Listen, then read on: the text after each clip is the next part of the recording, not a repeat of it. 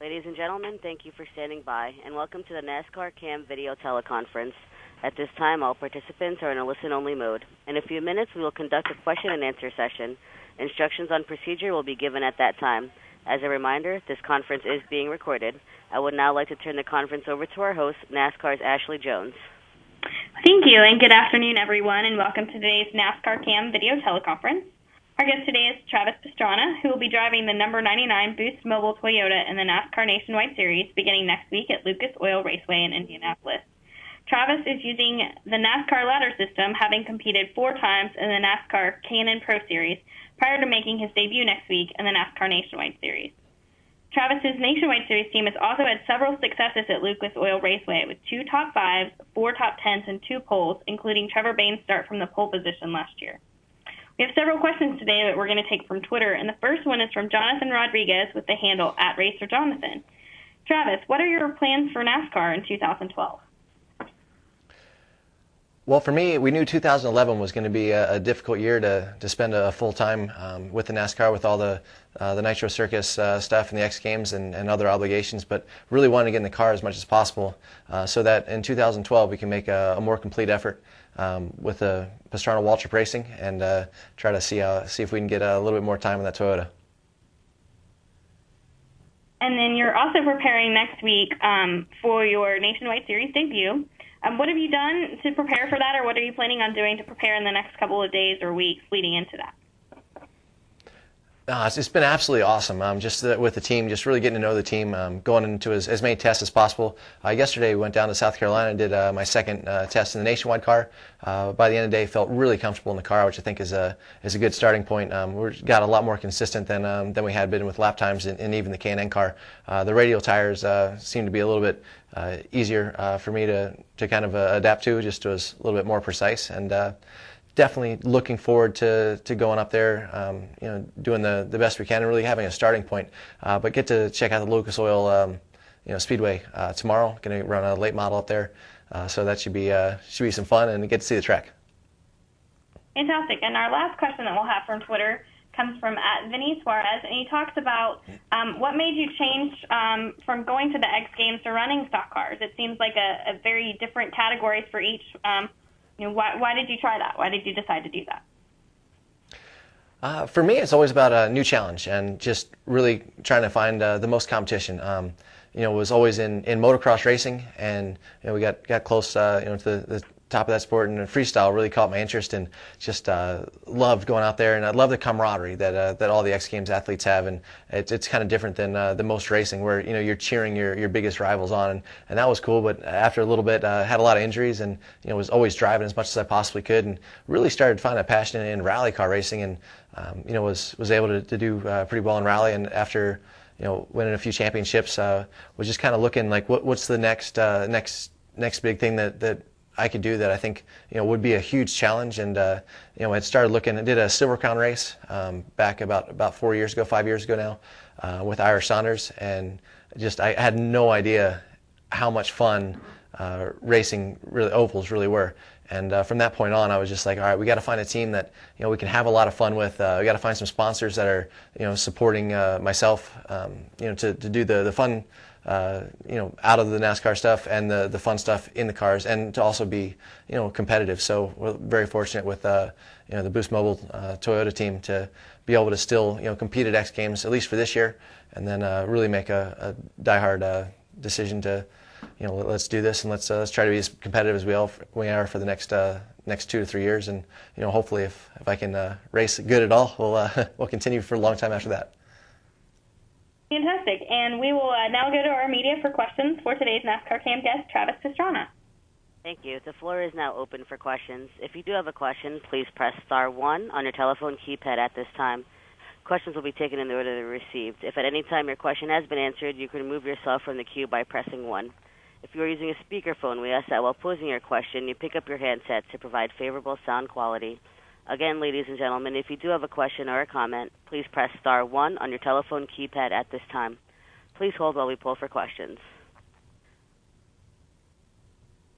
Our first question comes from Brad Gilley from Performance Racing. Brad, please state your question. Hey, Travis, thanks for taking the time to do this today, first of all. Oh, thanks, Brad. Appreciate you coming on.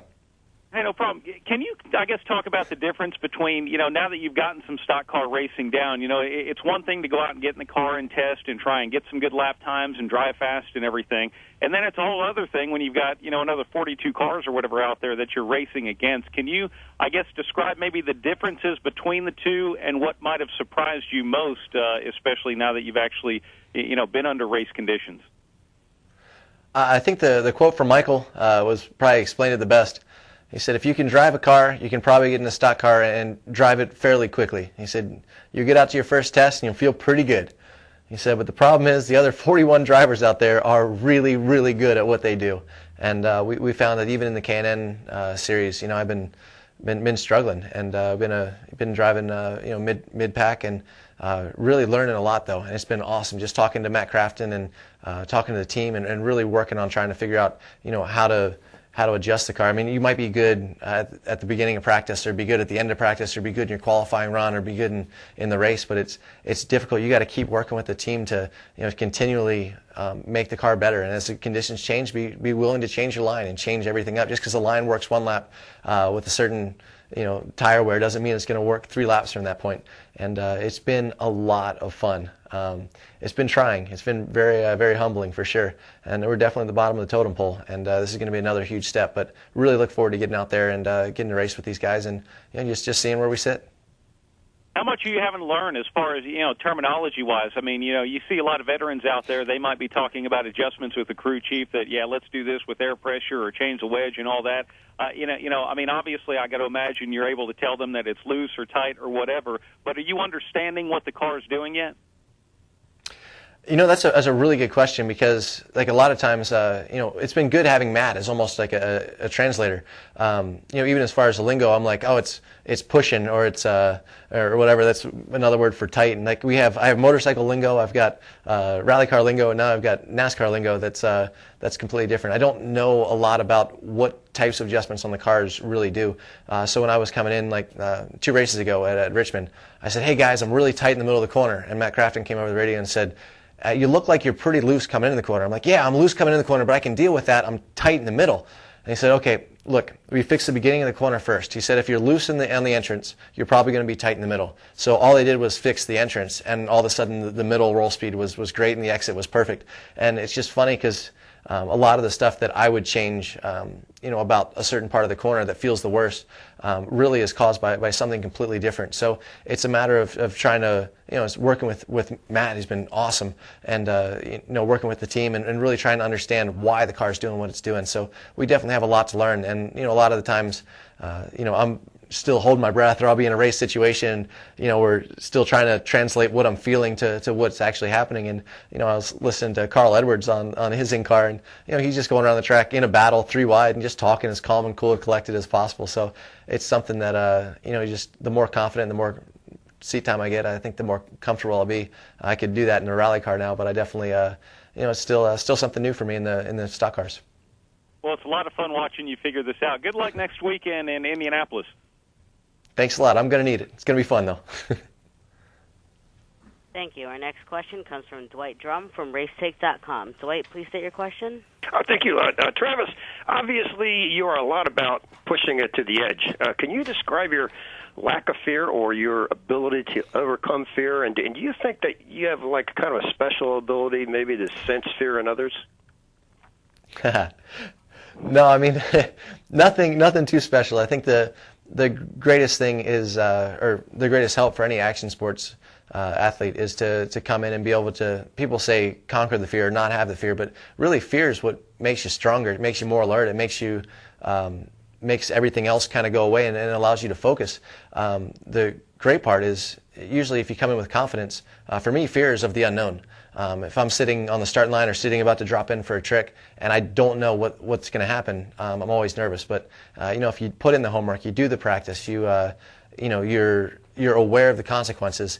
There's really not a lot to be scared of after you make the decision that is it worth it or is it not worth it. If it is worth it, yeah, let's do it. And coming into this NASCAR, especially the debut in the Nationwide Series, I have a lot of fears. I have a lot of stuff that I'm nervous about, a lot of stuff that's out of my control. And you definitely want to go in there and put on a good show, but at the same time, wherever that is, it's going to be, that's my base point. So I know I have a lot of work to do, and I know we're off the mark from where we need to be eventually, but we have some great sponsors and some great help, and some great people behind me, and I really think we have what it takes to get, to make it eventually to the front of this pack. So it's going to be a long road, but I think the fear is what keeps you from doing anything too dumb. And in NASCAR, it's less about the fear and more about precision. So in other sports, I've been able to make up a lot more time by simply taking chances. In Supercross, if you just wheelied into the whoops and held it wide open, you can make up 2 seconds. Everyone's like, oh, well, just go faster in NASCAR. It's not that simple. It's really easy to overdrive the car, overbrake the car, wear out the tires, and it's the faster I've been trying to go in NASCAR, the slower I've been going. So I think the hardest part is overcoming that fear that you're not going fast enough, and just settle in and drive the speed that you can go as fast as you can go every lap without killing the car in the process. Great. And just if I could, you've taken a different path, to NASCAR driving, and young aspiring drivers, are having a lot of difficulty, excuse me, with the economic conditions and getting noticed, getting a sponsor. And they say, do you have a comment on that? About how does a young guy get to where you want to be? No, it's a tough industry with anything. It's racing especially. For me, I was very fortunate. We could have never afforded cars or to get to the level that I'm at without the sponsorship that I was able to bring in from the motocross and from the rally and from the success in other sports. I think all those sports definitely helped, especially X Games, gain notoriety and enough to where people, when I say, hey, we're going to go try this, they're not like, oh, you're crazy. They're like, well, you've been able to make it work in the past, so let's help you over here. I definitely understand there's a lot of drivers that have been definitely beating me every weekend, week in, week out, kicking my butt in the K&N series, and a lot of younger drivers, some drivers literally 16, 17, 18 years old, that are probably looking at me getting in the Nationwide car, going, oh man, that could be me, and wherever I finish, they know, and they're probably right that they could finish ahead of wherever that spot is. But if you're good enough, if you stand out enough, if you're passionate enough about something, I believe you can make it happen. And it's even like talking to Carl Edwards and those guys. I mean, heck, Carl, he went down and just started working in a race shop and built his first car out of just used parts. And he went out there and he proved he could drive. And if you can drive and you can be better than the other guys, and you're passionate enough to make it happen, you can find a way. You can find a way to get it done. So it's just it's a tough economy right now. It's tough to get in, but good luck to everyone that's trying. And for me, it's been very fortunate to have come from where I came from and be able to utilize that past experience to make this hopefully a successful endeavor. Thanks very much, Travis, and good luck in Indy. Thank you. Ashley, back to you. Fantastic. And Travis, we just have a few other questions we'd like to take from Twitter here while we have some time. One of them is, do you look forward to racing against Ricky Carmichael in NASCAR? Yes, definitely look forward to racing against Ricky and everybody else. I mean, honestly, there's a lot of drivers that are very good. It kind of gives me a something to shoot for. So hopefully I'll be able to race Ricky here pretty soon. I'm not sure which events in the Nationwide Series he's doing. I don't think I'm doing any truck series races this year, so it'll be interesting. Definitely be really cool. And no matter where we're on the track, I'm sure we'll be well aware of where the other one is. So yeah, that's going to be fun. And something also along the lines of Ricky, he said before he made his series debut at Road America that his motocross experience helped him greatly in hitting his marks. Do you see any correlation between racing on 2 wheels versus racing on 4 wheels? Will anything translate for you?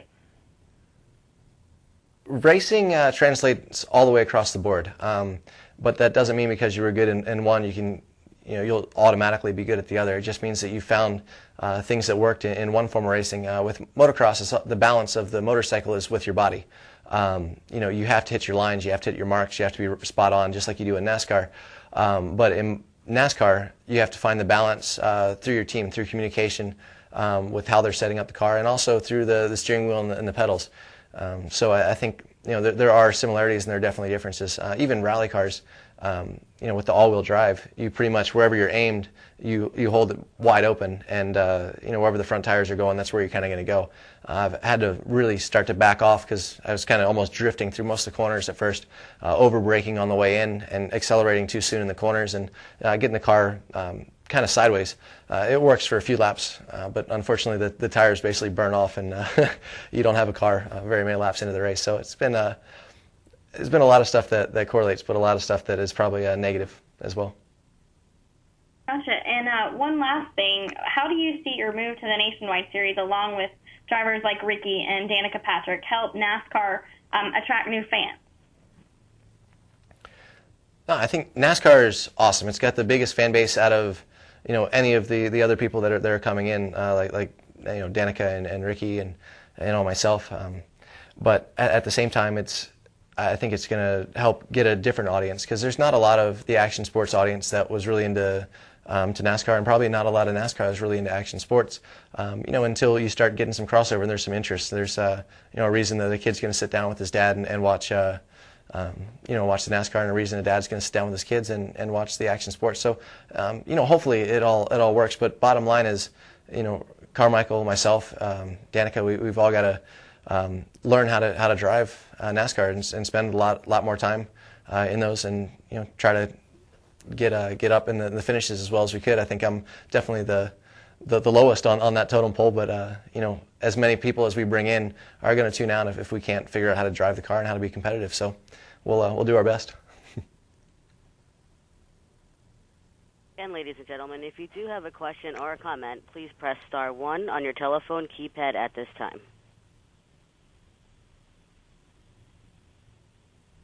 Okay, Ashley, back to you. Travis, we appreciate your time today, and best of luck next weekend in Indianapolis. I know you've had a busy day, and good luck with the test there tomorrow. All right, well, thank you a lot, guys, and thanks for coming on this chat, and hope to see you soon. Thank you. Thank you. A transcript of this teleconference will be available later today, along with video and audio files. All can be accessed at www.nascarmedia.com. That does conclude our teleconference. Thank you for your participation. You may now disconnect.